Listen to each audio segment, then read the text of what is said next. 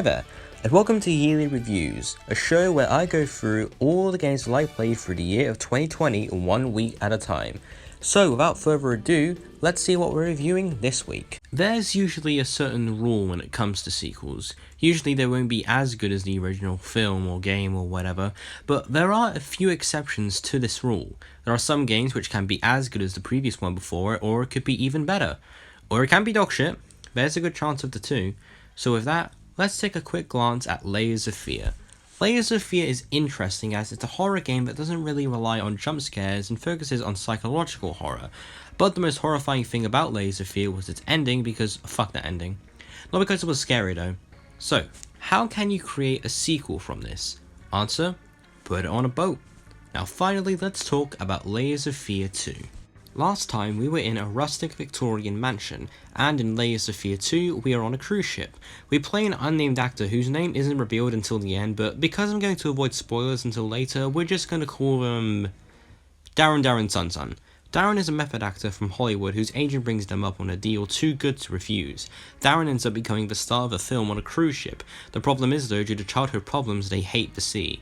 But the director tells them to obey his orders and to stay on script. But the ship takes form as a mangled and nightmarish hellscape, and Darren is questioning whether to do as the director says or to go off script. First off, the visuals in this game look pretty good for a horror game. The ship itself gets more rusted and twisted, and the creature design in this game is pretty nightmarish. Speaking of, I think this game was more tense than the original. Not scarier, but tense. Now we're going to have to delve into spoiler territory here, so be warned. Spoilers! I did find the character progression of Darren interesting, or as they're actually called, James or Lily.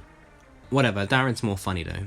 I did think that the final acts were interesting as you go further and further into the childhood trauma that Darren has experienced, particularly the hedge maze section and the sunken ship.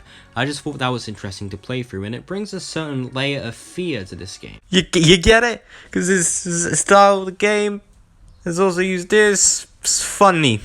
And now I have to go into what I think is the main flaw of this game. I don't think it was that scary, which isn't really good for a horror game. It was tense, but it didn't scare me as much as the original.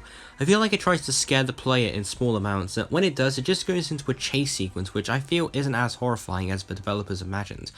And now, because I couldn't fit in the original video, time to talk about what I hated most about the original Layers of Fear, and not because I've run out of things to talk about this game. Anyways, Layers of Fear may just have one of the worst endings I played through. To complete the game, you have to find drop pieces hidden around the room around you. Seems simple, but you can't see for shit, so it's incredibly frustrating to find it, and while it's supposed to take like 5 minutes, it takes 45 because you can't see the little buggers. But anyway, I'm rambling. So let's finally get on the right track and talk about Layers of Fear 2. While it isn't as horrifying as the original and is more tense than scary, Layers of Fear 2 is still a good game. It looks great and it has a unique setting as well as different endings, if you care about that in a horror game, and the ending was considerably better than the original. In fact, I think it might be better as a game than the original, on second thought. Or maybe, I can't really decide on most days. But if you did like the original Layers of Fear, I am pretty sure you would like the sequel. Also, this was made by the Bloober team, so if you didn't like it, there's plenty of other stuff to play through, like Dream Cyberpunk, found footage of the game, that medium game I haven't played yet, and other stuff I can't be bothered to look up. Hey folks, thanks for sticking to the end of this review. If you like what you saw here, feel free to like, comment, and subscribe. I really appreciate you guys making comments on these videos. They make up my day and I read every single one of them. If you like what you saw here, feel free to look at the newest review and look at the latest review. And if you want to watch more, feel free to hit that bell so you know when a new review drops. See ya, and thanks for watching.